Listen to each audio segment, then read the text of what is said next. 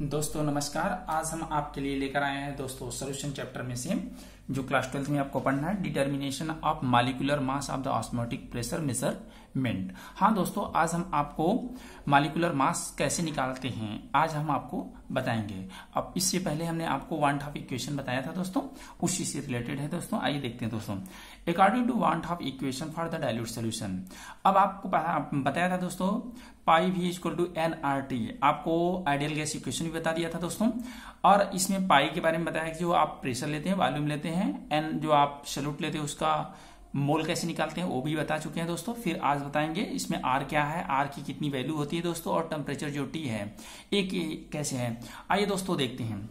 If W2 gram of the solute are dissolved in V liter of the solution and M2 is the molecular mass of the solute, तो दोस्तों ये जो आप वान Hoff equation देख रहे हैं पाई V equal to NRT, बहुत important है दोस्तों, इसमें इसका यूज होगा।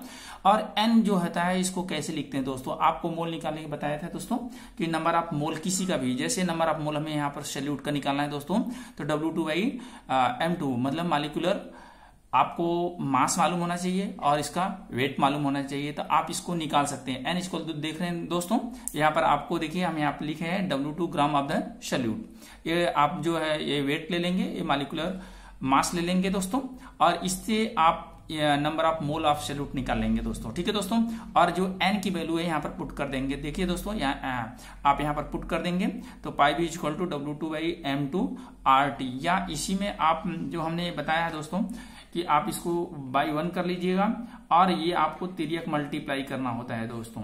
तिर्यक मल्टीप्लाई कर देने से हमें जो मॉलिक्यूलर जो मास निकालना है वो आ जाएगा दोस्तों। तो जो मल्टीप्लाई में होते हैं डिवाइड में चले जाओ, डिवाइड में हो तो मल्टीप्लाई में आ जाते हैं। इस तरह देखते हैं दोस्तों। M2 बराबर इक्वल टू क्या हो जाएगा दोस्तों, WRT by pi into B. यहाँ W2 लिखा था दोस्तों, यहाँ पर भी आप W2 ही कर देंगे, अगर जैसे लिखेंगे वैसे लेंगे दोस्तों। ठीक है दोस्तों, इस तरह आपने मॉलिक्यूलर जो इसका मास है, ये मॉलिक्यूलर मास का फार्मूला आप प्राप्त कर चुके हैं दोस्तों। अब आगे देखते हैं दोस्तों। यहाँ पर आपको आर की 4 वैल्यू है दोस्तों, किसमें कौन सी वैल्यू रखनी है ये आपको सीखना है दोस्तों। ये अब बहुत ही इंपॉर्टेंट माना जाता है दोस्तों कि आर की वैल्यू हमें पता होनी चाहिए, कब क्या लेते हैं दोस्तों। आइए देखते हैं दोस्तों। आर की वैल्यू हम लेंगे इसमें 0.0821 लीटर एटमॉस्फेयर पर डिग्री पर मोल। ये शर्त तब है दोस्तों जब हम इसकी वैल्यू इतनी रखेंगे जब पाई को जो जिसको प्रेशर करते हैं वो एटमॉस्फेरिक जो प्रेशर है, और इसमें जो टी है डिग्री सेंटीग्रेड आप टी इसमें आप जो है डिग्री केल्विन में लेंगे, और जो पाई रहेगा एटमॉस्फेयर में प्रेशर रहेगा, तभी आप इसकी आर की वैल्यू इतनी लिख सकते हैं दोस्तों। और इसमें जो जो यूज हुआ है आप इक्वेशन में उसको देख लेते हैं। वाट इक्वेशन में पाई को ऑस्मोटिक प्रेशर करते हैं दोस्तों, टी को टेम्परेचर कहते हैं, एन को मोल ऑफ द सैल्यूट कहते हैं। इसका ध्यान रखना है दोस्तों, मोल ऑफ सैल्यूट लिखते हैं, वॉल्यूम ऑफ द सॉल्यूशन लिखते हैं, W को ग्राम ऑफ द सैल्यूट लिखते हैं, और यहाँ molecular mass of the salute. तो ध्यान रखना है दोस्तों हम किसका क्या चीज किसमें लेते हैं। देखिए आपको जो नंबर ऑफ मोल निकालना है सैल्यूट का निकाल रहे हैं, और वॉल्यूम जो ले रहे हैं सॉल्यूशन का ले रहे हैं, और जो वेट ले रहे हैं आप वो सैल्यूट है, और जो मॉलिक्यूलर मास है वो भी क्या है दोस्तों, सैल्यूट का है। अब आते हैं दोस्तों, देखते हैं इसमें आर की वैल्यू बहुत इंपॉर्टेंट है, इसको हमें हमेशा जानना है दोस्तों। आर की वैल्यू देखिए दोस्तों 0.0821 आप जो लीटर एटम डिग्री पर मोल में लेंगे। आर की वैल्यू 4 वैल्यू दी गई दोस्तों, कब क्या लेना है, कौन सी यूनिट रहेगी तब, ये आपको ऊपर बता दिया दोस्तों पहला। दूसरा तब आपको लेना है दोस्तों जब SI यूनिट की अगर बात आएगी तो 8.314 जूल पर केल्विन पर मोल लेंगे दोस्तों।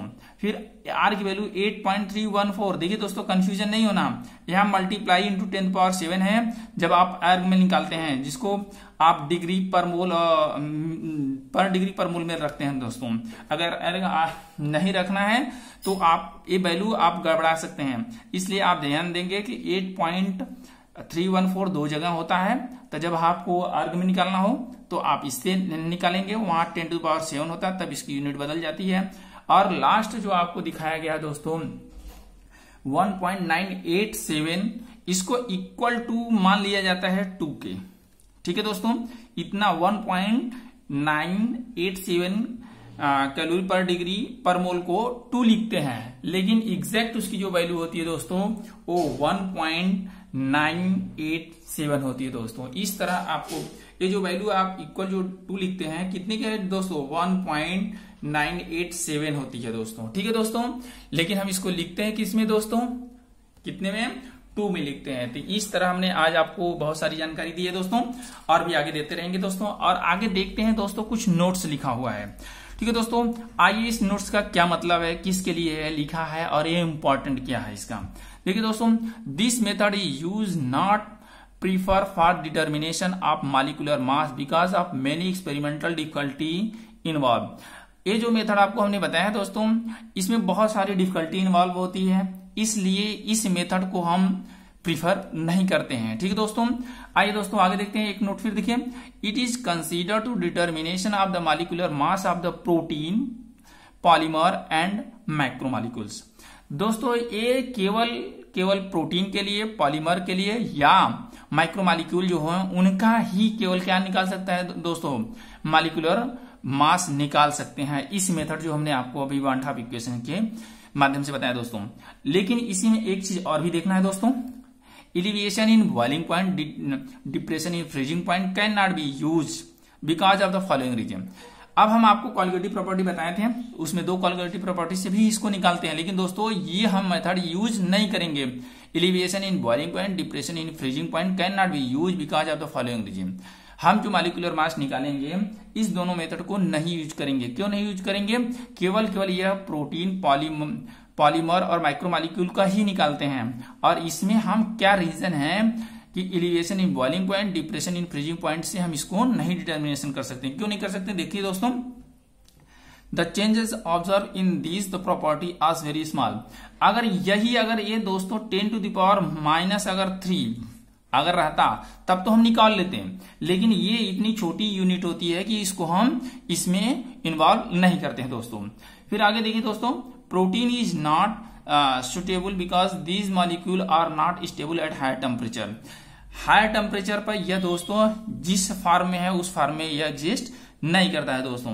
लास्ट देखिए दोस्तों, osmotic pressure is that it can be measure at the room temperature. क्यों, क्योंकि ये जो रूम टेम्परेचर होता है दोस्तों, ये केवल उसी पर, osmotic pressure is that it can be measure at room temperature, केवल इसको हम रूम टेम्परेचर पर ही मेजर कर सकते हैं दोस्तों। इस तरह हमने आज आपको जो मॉलिक्यूलर मास है किसका निकालना है दोस्तों, कैसे निकालना है, ये हमने आपको सारी जानकारी दे दी है दोस्तों। और आपको उम्मीद करते हैं कि यह जरूर समझ में आ गया होगा दोस्तों।